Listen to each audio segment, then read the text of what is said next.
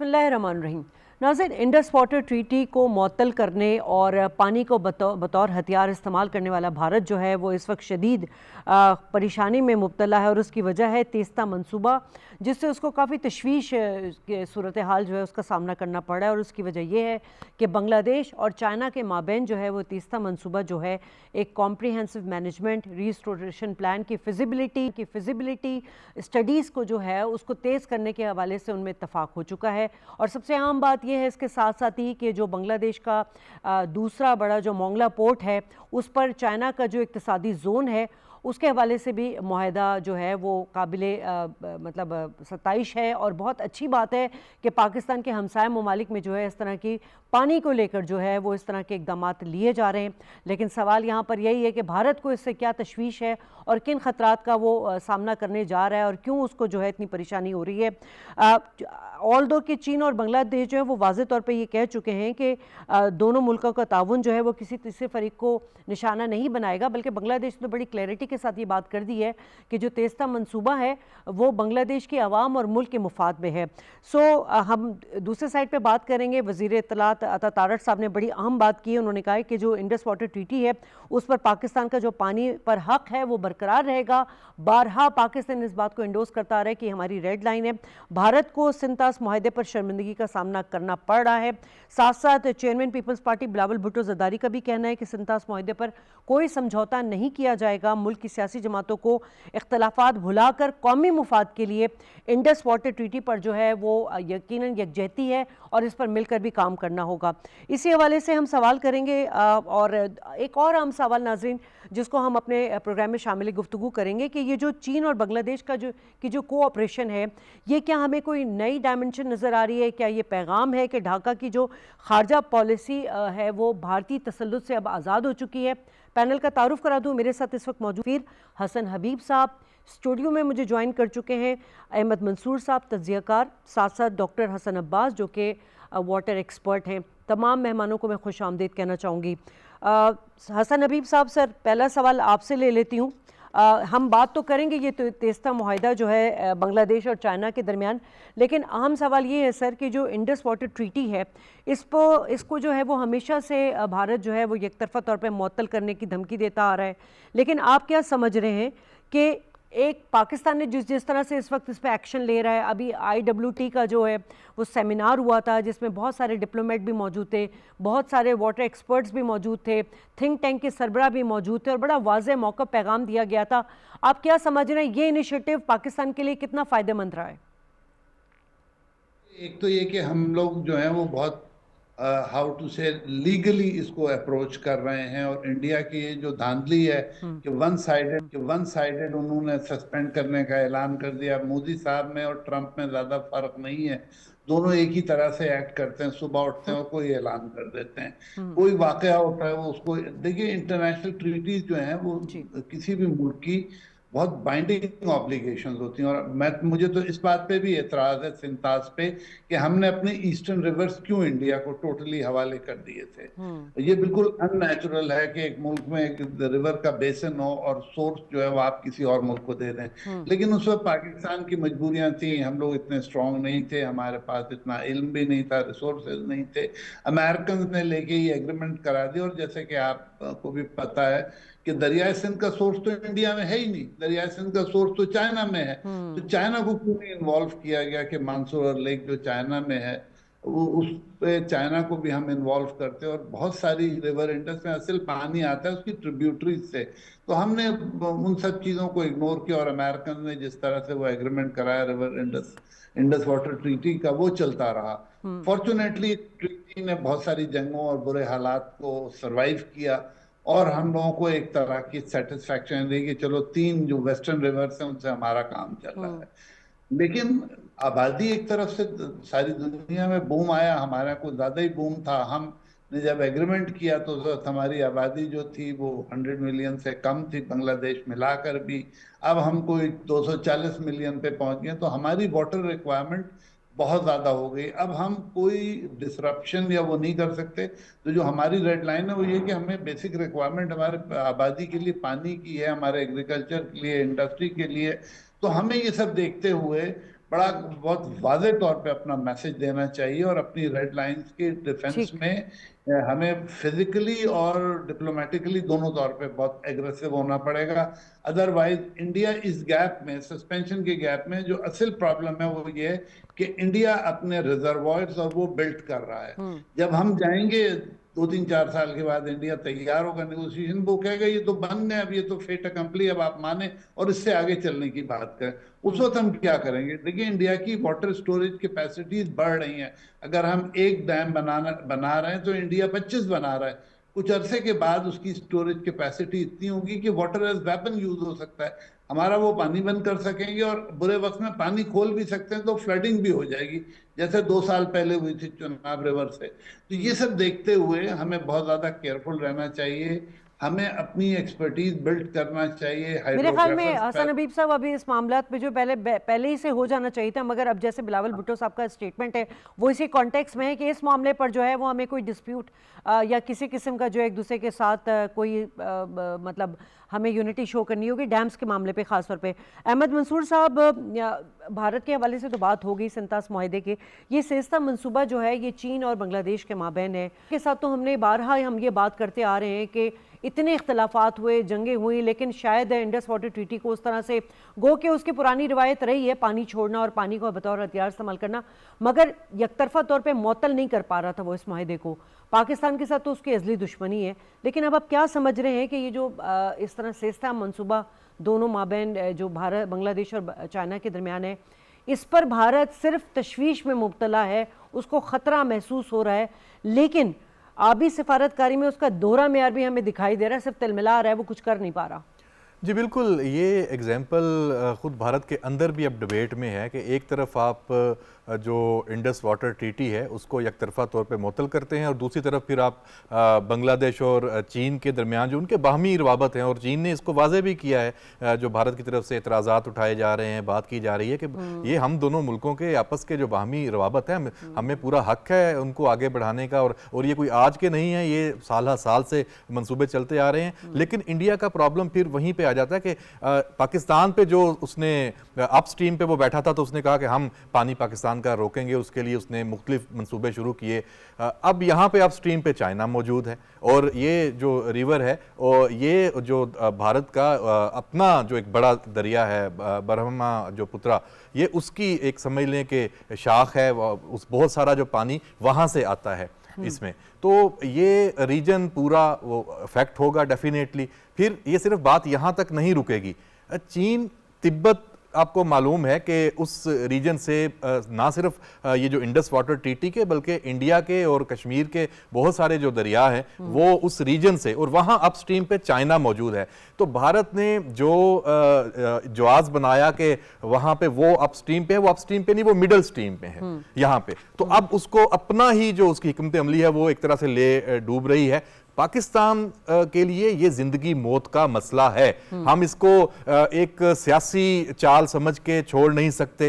इस जो Indus water treaty का मुअत्तल होना, देखें इसमें सिर्फ पाकिस्तान के पानियों को, जैसे खास तौर पे चनाब रिवर से जो मुंसलिक वहाँ पे उनके जो प्रोजेक्ट्स हैं, सिर्फ वो इशू नहीं है, या इंडस रिवर के, ये जो डाटा शेयरिंग है, ये अभी मॉनसून का वक्त है, आपने इसमें जो इंडस वाटर ट्रीटी के जरिए डाटा शेयरिंग भी होती है, इसमें जो लेफ्टिनेंट जनरल रिटायर्ड हैं सईद साहब, जो चेयरमैन वापडा भी हैं, उनका आर्टिकल उसका पार्ट 1 डॉन में आया, कल उसका पार्ट 2 आएगा। वो बहुत ही उसमें देखें उन्होंने नुकात क्या उठाया, उन्होंने कहा ये इसको कोई मामूली आप नहीं समझ सकते, ये पाकिस्तान के लिए, पाकिस्तान की ज़राअत, पाकिस्तान की जो पूरी मुआशी रीढ़ की हड्डी है, सारी बुनियाद हमारी, उन्होंने दरिया चनाब का भी जिक्र किया, ये इंडस वाटर ट्रीटी ही बुनियाद है। पाकिस्तान ने अपनी सारी प्लानिंग इसी की बुनियाद पे की हुई है, पानी की तकसीम की। हमारे जो सूबों के दरमियान जो पानी की तकसीम है उसकी जो समझ लें कि आप मदर जो एक एग्रीमेंट है वो वहां से ही आप जनरेट करते हैं। तो जब आप वहां से आपको डाटा भी नहीं आ रहा,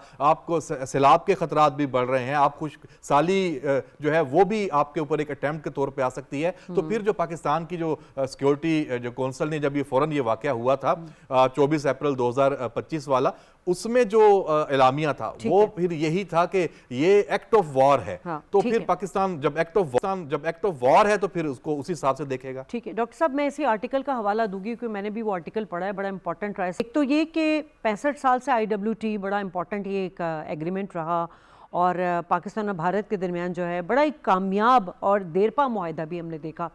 लेकिन इस मुआहदे ने पाकिस्तान को सिंध तास आपाशी जो कि IBIS निज़ाम है उसमें भी तरक्की का मौका दिया, जो दुनिया का सबसे बड़ा मुसलसल आपाशी निज़ाम है। आपकी चूँकि एक्सपर्टीज़ है इसमें से, तो आप क्या समझते हैं पाकिस्तान की एग्रीकल्चर, पाकिस्तान का एनर्जी सेक्टर, पाकिस्तान की मईशत, ये तो सब इस पर डिपेंड करता है। इस वक्त इंडस वाटर ट्रीटी के हवाले से पाकिस्तान का इनिशिएटिव लीगली या डिप्लोमेटिकली आप इसको किस तरह देख रहे हैं?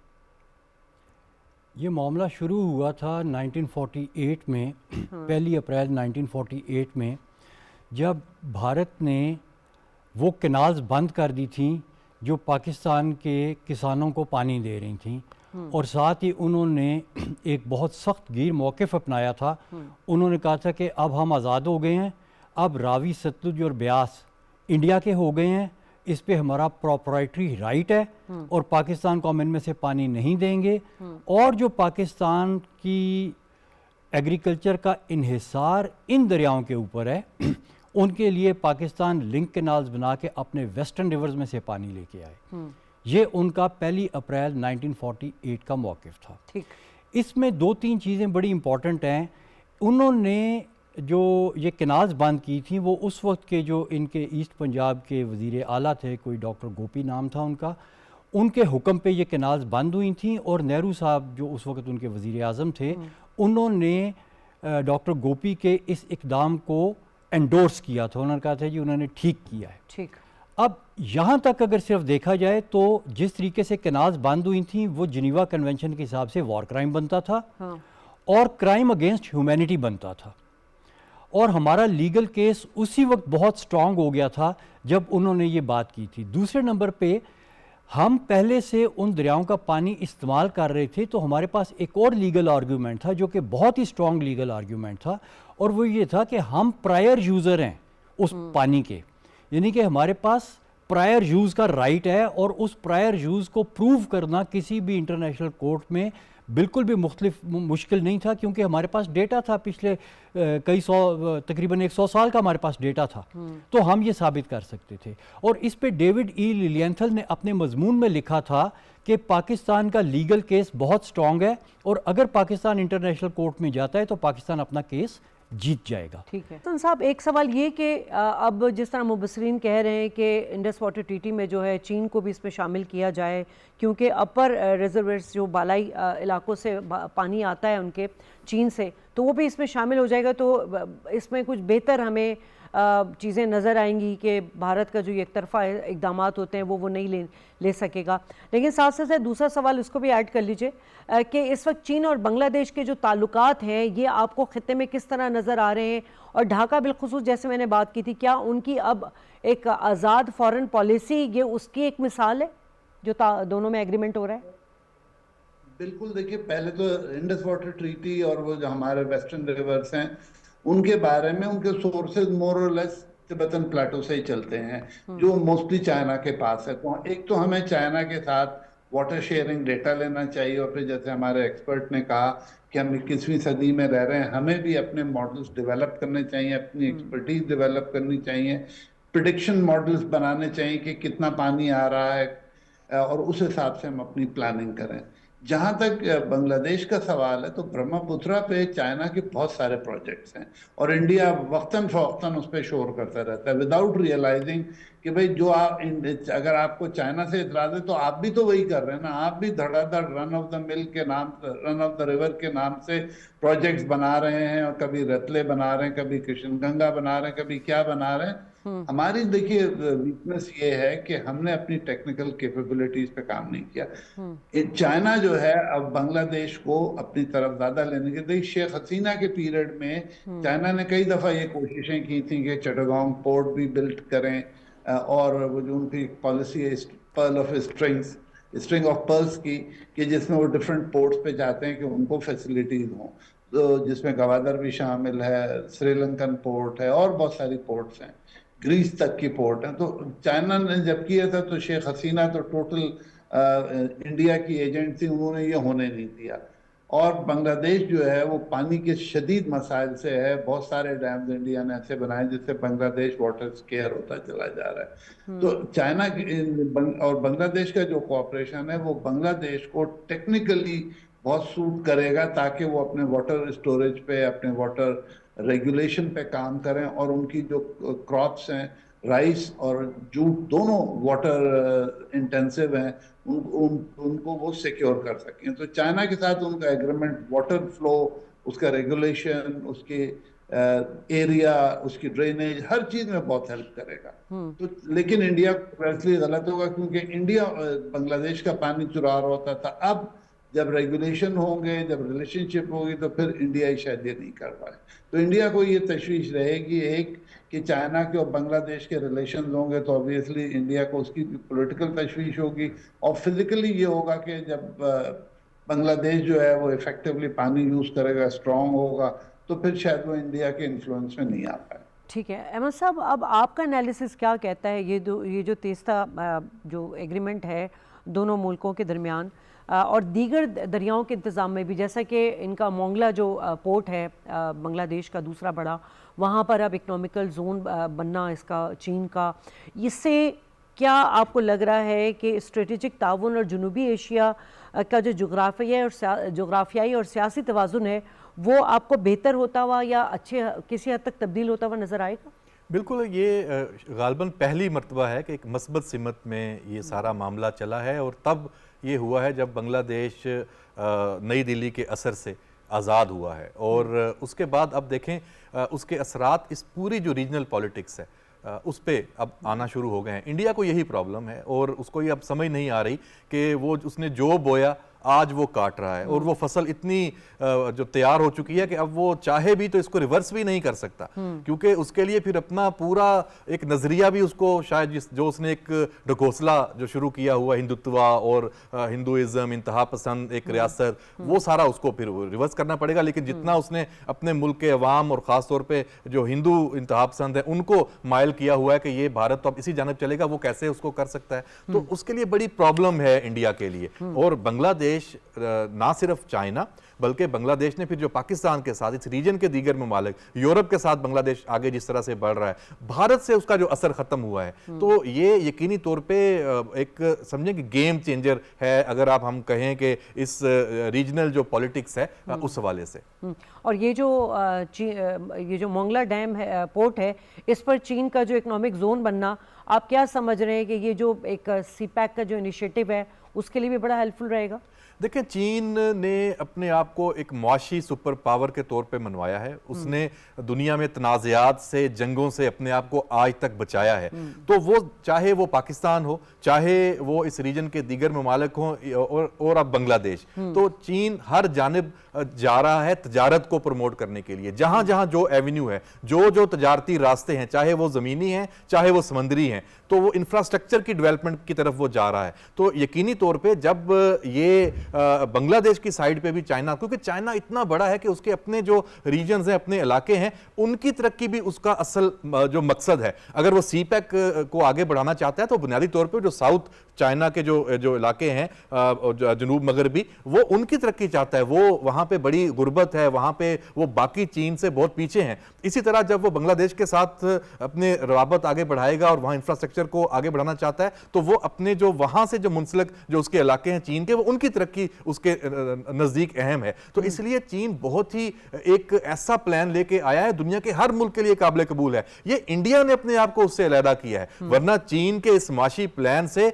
इंडिया भी फायदा उठा सकता था, और इंडिया उसमें शायद किसी दौर में शामिल भी था। लेकिन इंडिया ने अपनी जो स्ट्रेटेजिक और अपनी एक आलमी चुदराहट और खित्ते की चुदराहट है, उसके चक्कर में अपनी तरक्की है उसको भी उसने आप समझे कि खतरात से दो चार कर दिया है। और रीजन के लिए तो वो एक ऐसा मुल्क बन गया है कि जो एक स्पीड ब्रेकर है खुशहाली के रास्ते में, तरक्की के रास्ते में। तो इसी वजह से वो तन्हा हो चुका है। ठीक, अच्छा डॉक्टर साहब, ये तेस्ता मंसूबा यकीनन पाकिस्तान ने तो इसको बड़ा सराहा है, क्योंकि पाकिस्तान तो हमेशा से चाहता है कि उसके पड़ोसी ममालिक जो है खुशहाल रहें और तरक्की करें। और अब तो खैर पाकिस्तान दुनिया भर में एक अमन का मेंबर बन चुका है, पीस मेकर बन चुका है।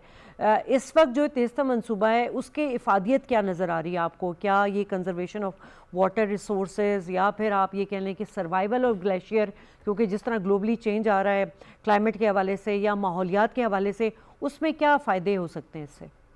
देखिए, जहाँ तक ये इंडिया और बांग्लादेश के दरियाओं का ताल्लुक़ है, तो जिस तरह पाकिस्तान जो है वो लोअर राइपेरियन है, इसी तरह से बांग्लादेश भी जो है वो एक लोअर राइपेरियन है। इसमें काफ़ी सारे दरिया इंडिया से आते हैं और ये जो आपका सुंदरबन का डेल्टा है, अल्टीमेटली ये इसके बीच में आके तो वो समुंदर के साथ मिलते हैं। इसमें 3 बहुत बड़े दरिया हैं, एक गैंजेस रिवर है, फिर ये आपका तीस्ता रिवर है और तीसरा ब्रह्मपुत्रा रिवर है। छोटे रिवर्स और भी हैं लेकिन ये 3 मेजर हैं। ये जो तीस्ता रिवर है ये इंडिया में से ओरिजिनेट होता है।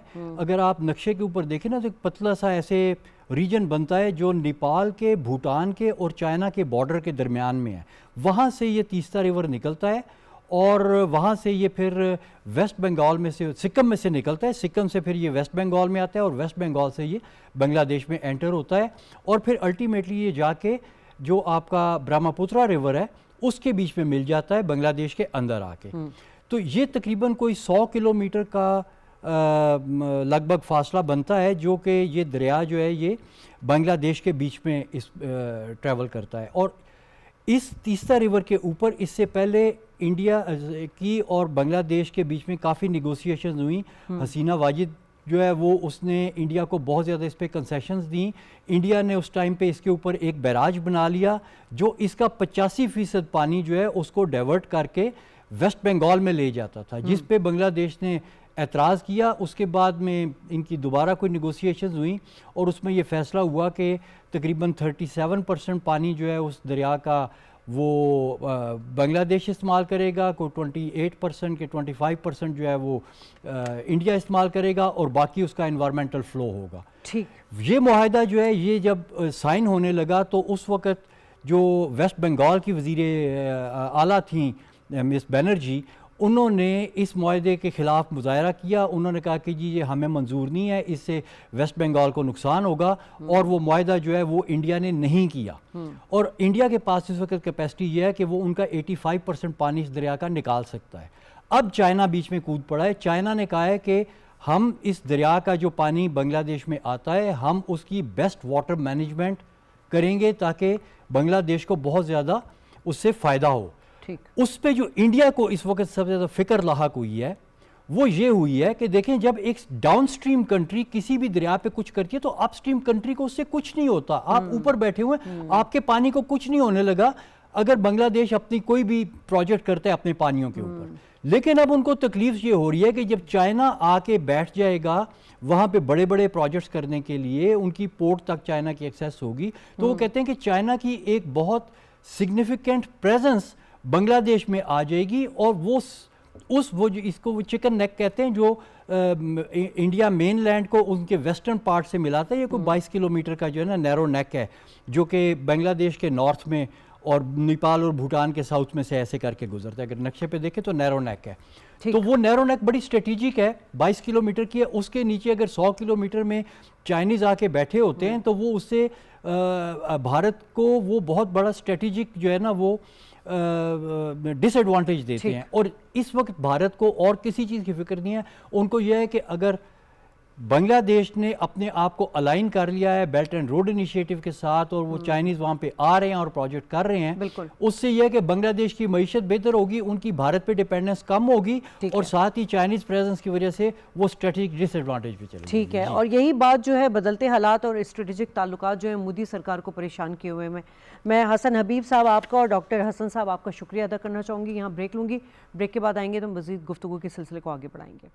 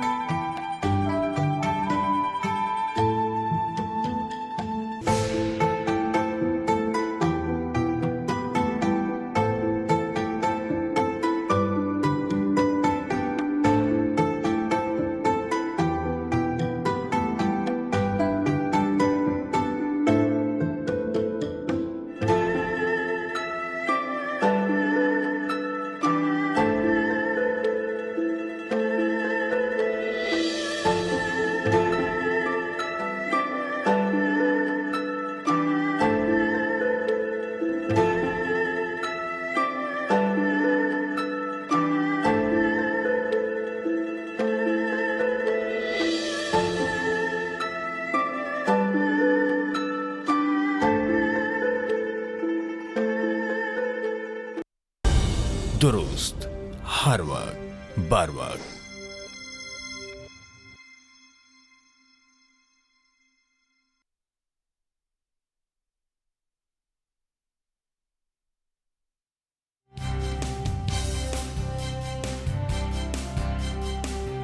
ये फील्ड मार्शल सैयद आसिम मुनीर की ज़ेर सदारत होने वाली 276वीं कोर कमेटी, जिसमें कौमी सलामती, दहशतगर्दी के ख़िलाफ़ इकदाम और अफ़गानिस्तान से जो दरअंदाजी है, इसके साथ साथ जो इंडस वाटर ट्रीटी है, कश्मीर और जो इलाक़ाई इस्तेहकाम जैसे अहम उमूर पर तफसीली जो ब्रीफिंग हुई, गौर किया गया। और इस फोरम ने वाज़ेह किया है कि पाकिस्तान अपनी खुद मुख्तारी, अवाम का तहफ़्फ़ुज़ और अपने आबी हुकूक के दिफा के लिए हर ज़रूरी इक़दाम करेगा, जबकि दहशतगर्दी और हाइब्रिड वॉरफेयर की हर कोशिश का भरपूर जवाब दिया जाएगा। सो इसी हवाले से बात करेंगे। मेरे साथ इस वक्त मौजूद हैं ब्रिगेडियर रिटायर्ड मसूद अहमद खान साहब। Thank you very much sir, आपने हमें अपना कीमती वक्त दिया। सर, आप क्या समझ रहे हैं, क्या कोर कमांडर कॉन्फ्रेंस जो है उसके पैगाम से ये जाहिर होता है कि पाकिस्तान दहशतगर्दी, सिंध-तास मुआहिदा और कश्मीर के मामलात पर ज़्यादा मौसर और जो कॉम्प्रीहेंसिव जो सलामती पॉलिसी है उसकी तरफ बढ़ रहा है? जिस तरह से हम बार बार देख रहे हैं फील्ड मार्शल साहब इंडस वाटर ट्रीटी के हवाले से जिस तरह कहते हैं कि ये हमारी रेड लाइन है और हम इस पर कोई भी कॉम्प्रोमाइज़ नहीं करेंगे। जी हाँ, बहुत शुक्रिया। देखें कि पाकिस्तान कोर कमांडर्स कॉन्फ्रेंस एक इम्पोर्टेंट फोरम है और जिसमें प्रोफेशनल अमूर्स है, सिक्योरिटी अमूर्स है, ट्रेनिंग के मैटर्स, ऑपरेशनल मैटर्स और खित्ते की सूरत हाल पर यह डिस्कशंस होती हैं और अकॉर्डिंगली जो है इसमें एक लाएअमल तय होता है। और ख़ास तौर पे आज इस कोर कमांडर कॉन्फ्रेंस में जहाँ पे दहशतगर्दी की भी बात की है और इसके बाद हाइब्रिड वारफेयर की भी बात की है, पाकिस्तान का जो रोल रहा है रिसेंटली खित्ते के अंदर जो मीडिएटर का, उस पर बात की गई है और ख़ास तौर पे इंडस वाटर ट्रीटी जिसका आपने जिक्र किया जी। और इंडस वाटर ट्रीटी की बात जब करते हैं, देखें कि पाकिस्तान के लिए पानी जो है और ख़ास तौर पर ये जो एग्रीमेंट था और इस पानी के लिए पाकिस्तान की इकनॉमिक लाइफ लाइन है और इसके पाकिस्तान कोई कंप्रोमाइज़ नहीं कर सकता है। और ये नेशनल सिक्योरिटी कमेटी का इजलास हुआ था अप्रैल 25 में, तो उसमें वाज़ेह तौर पर कहा गया था कि पाकिस्तान के किसी सूरत में इस पर कंप्रोमाइज़ नहीं करे और Pakistan can go to any limit. So Pakistan के ये सूरत हाल उस थ्रेशोल्ड में आती है जहाँ पर Pakistan can and go to any extreme limits to defend और पाकिस्तान की लाइफ लाइन को। तो इंडियंस को पता है कि हम इसमें क्या कर सकते हैं, पर लेकिन स्टिल उससे पहले पाकिस्तान विल यूटिलाइज तमाम अवेलेबल ऑप्शन से, इंटरनेशनल फोरम से, डिप्लोमेटिक फोरम से उनको यूज़ करेगा। और इसके बावजूद अगर इंडिया कोई ऐसी चीज़ डेवलप करने की कोशिश करता है या जिस तरीके से हमने रिसेंटली जनाब से उनके प्लानिंग है, जनाब से ब्यास में पानी डालने की कोशिश है और जिस तरह ऐसे प्रोजेक्ट्स उन्होंने चिनाब पे भी किए हैं और प्लानिंग भी कर रहे हैं और that is the violation of Indus water treaty. So उसको कोई कंप्रोमाइज नहीं होगा और वाज़ेह इंडियंस को भी पता है कि अगर वो ऐसा करेंगे तो पाकिस्तान की तरफ से क्या जवाब जा सकता है।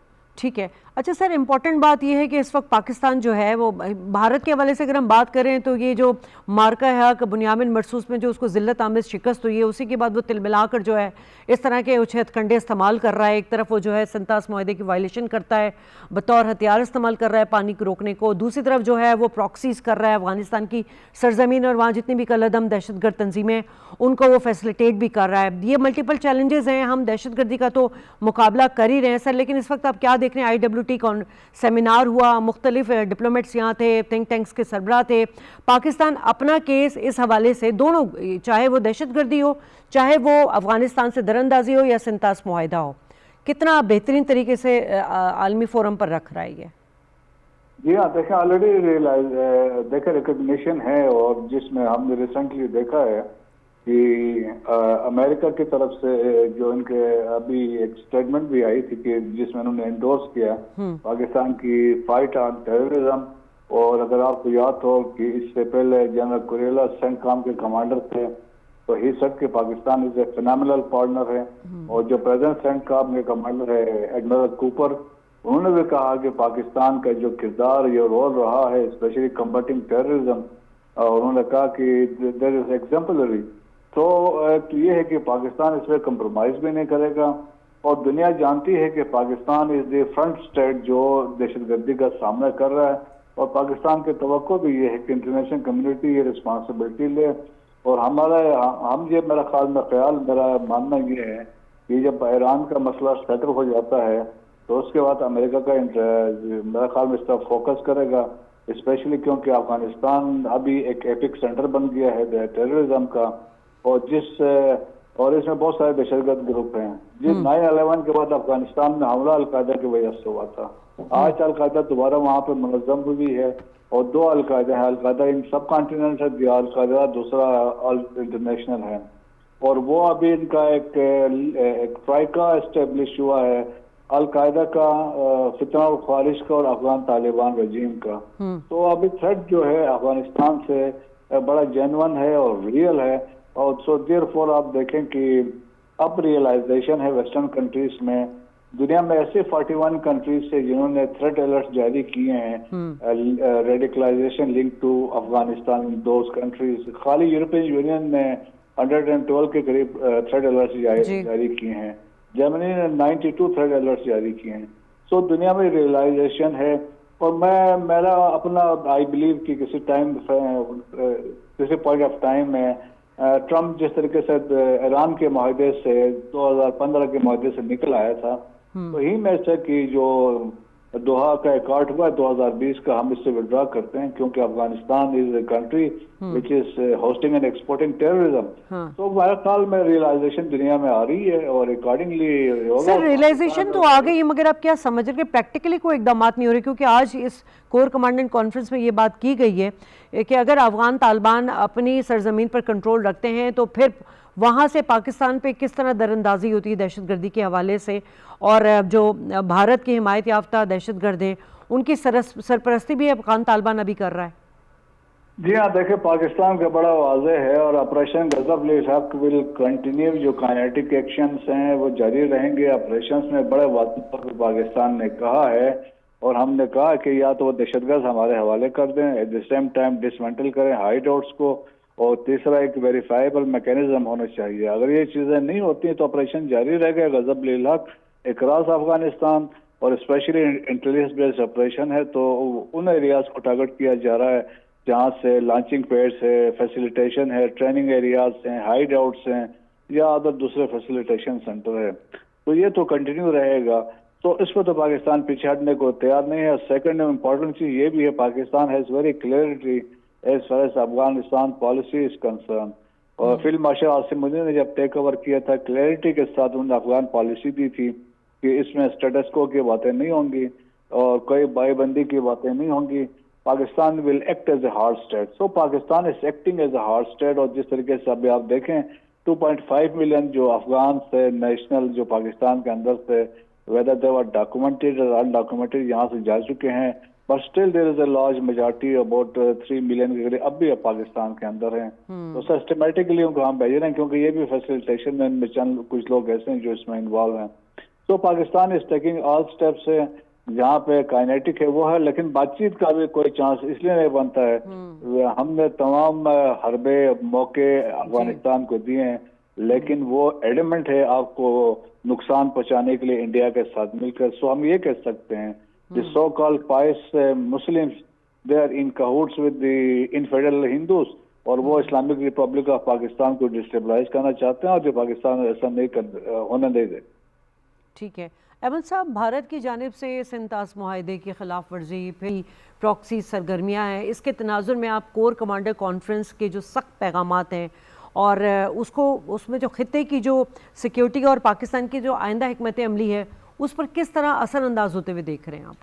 देखिए, कोर कमांडर्स कॉन्फ्रेंस से जो मैसेजिंग है एक तो सख्त भी है, दूसरा वाज़े भी है। ख़ास तौर पे ये जो सिंध तास माहदे के हवाले से ये पहले भी ये बात हो चुकी है कि पाकिस्तान की जो लीडरशिप है सिविल और अस्करी, ये अप्रैल 2025 में जैसे ब्रिगेडियर साहब भी बात कर रहे थे, ये नेशनल जो सिक्योरिटी हमारी कमेटी है पाकिस्तान की, हाईएस्ट फोरम है जो नेशनल जो स्ट्रेटजिक डिसीजंस का, वहाँ से एक फ़ैसला करके फ़ौज पाकिस्तान को एक ऑर्डर समझें उनको दे दिया गया।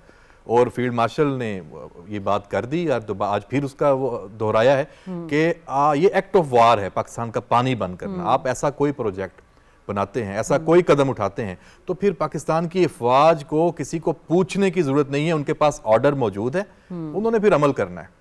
फिर वो जो मंसूबे ऐसे होंगे जो पाकिस्तान की सलामती के लिए एक संगीन खतरा होंगे, तो फिर ये एक्ट ऑफ वॉर का जवाब जैसे होगा वो पाकिस्तान देगा और उसके लिए तैयार है। और ये स्ट्रॉन्ग मैसेज है, ये इंडिया तक भी है और आलमी बरादरी तक भी है। और जैसे सब ये बात कर रहे हैं कि 3 ही इसके जो पहलू हैं जिस पे काम हो सकता है। एक सफारती सतह पे पाकिस्तान बिल्कुल बड़ा एक फाल तरीके से इस केस को लड़ रहा है। लीगल सतह पे पाकिस्तान इस पे जो आलमी सालसी अदालत है वहां भी जा सकता है और वर्ल्ड बैंक के पास पाकिस्तान का केस मौजूद भी है, तो यहां भी मजीद पाकिस्तान को जाना है।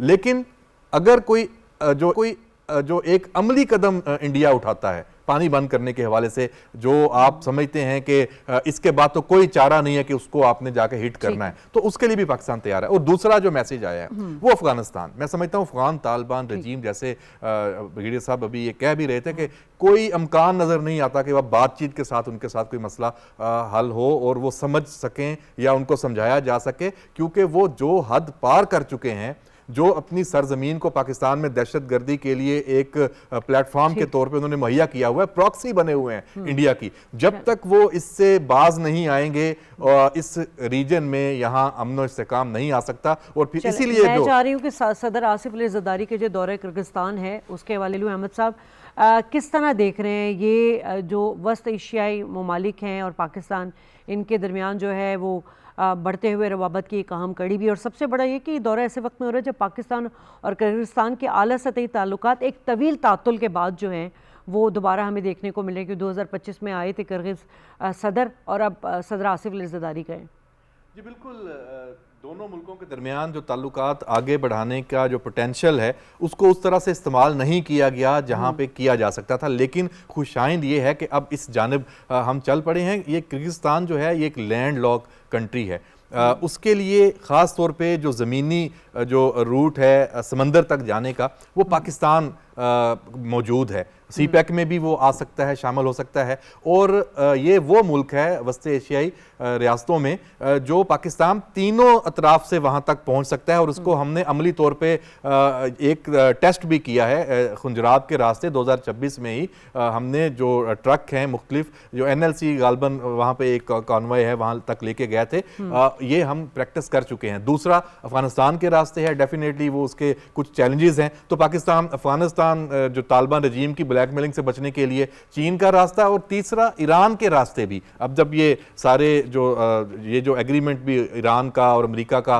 उसके बाद ये पूरा रीजन खुलेगा, तो ये भी एक वस्त एशियाई रियासतों के लिए और किर्गिस्तान तक जाने के लिए। फिर वहाँ पे पोटेंशियल क्या है मदनियात के शोबे में, वहाँ पे IT के हवाले से, फिर आप हलाल फूड की जो दोनों मुल्कों के दरमियान जो ट्रेड है वो आगे बढ़ सकती है। तो पोटेंशियल बहुत मौजूद है और उसी जानिब MOUs मौजूद हैं। अब उन पर तेजी से अमल दरामद है। तो यही एक तवक्को की जा रही है कि जो प्रेसिडेंट आसिफ अली ज़रदारी का जो ये विजिट है ये फिर उसी जानिब आगे बढ़ेगा। और यही जो हमारे सफारती जो लोग हैं वो ये बता रहे हैं कि पिछला जो विजिट था पाकिस्तान की हाई लेवल लीडरशिप का, वो 1995 में गालबन मोहतरमा बेनज़ीर भुट्टो शहीद के दौर में उनका हुआ था। और अब उसके बाद अब ये इस लेवल पे ये विजिट जो है ये हो रहा है। तो यकीनी तौर पे ये एक रास्ता है और ये जुड़ा हुआ है इस पूरी रीजनल कनेक्टिविटी में।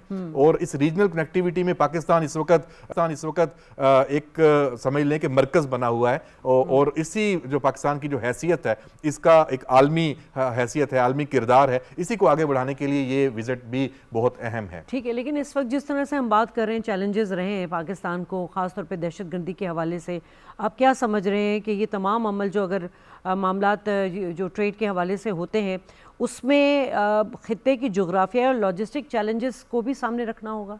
जी बिल्कुल, ये जो इंसदाद दहशतगर्दी ताउन है वो भी बहुत अहम है वस्त एशियाई रियासतों और किर्गिस्तान का भी ख़ास तौर पे। और अफगानिस्तान से उसे भी कोई अच्छी वाइब्स कभी भी नहीं गई, वहाँ बड़े इश्यूज़ हैं।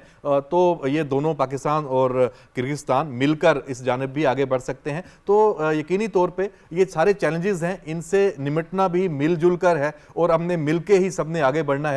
तो ये पूरा रीजन जब आपस में कनेक्ट होगा और होने जा रहा है, तो फिर उसमें डेफिनेटली चीन जब साथ आ जाता है तो फिर सीपैक की भी बात होती है, फिर ग्वादर की बंदरगाह की भी बात होती है, फिर कराची की बंदरगाह की भी बात होती है। तो फिर ये सारे ममालिक जब जुड़ते हैं तो यही सम्राट हैं जो दहशतगर्दी की जंग में फतह कामयाबी हासिल करने के बाद समेटने हैं। तो इसलिए पहला चैलेंज यही है इस पूरे रीजन में कि दहशतगर्दी को ख़त्म करना है। तो फिर सब जब मिलेंगे, रास्ते निकलेंगे, तो इंसदाद दहशतगर्दी ताउन, फौजी ताउन वो भी डेफिनेटली बढ़ेगा। तो अफगानिस्तान फिर यहाँ पे एक उसका एक अहम रोल भी बनता है और वो अहम पॉइंट भी बनता है कि वहाँ इस वक्त जो सूरत हाल है अफगान तालिबान रजीम के हवाले से, वो भी फिर सारे ममालिक हैं उन पर दबाव बढ़ाएंगे कि भाई आपका जो मुल्क खतरा बना हुआ है, पूरे रीजन के लिए खतरा बना हुआ है, उसका कोई हल निकालें। बिल्कुल सही बात है। और पाकिस्तान की जो सेंट्रल एशिया पॉलिसी है उसमें एक नए रीलोड या ये कह दें कि आप री इंगेजमेंट फेज़ की तरफ जो है वो निशानदही करता है। मैं अपने तमाम मेहमानों का शुक्रिया अदा करना चाहूँगी। प्रोग्राम से इजाज़त, अल्लाह ने के बाद।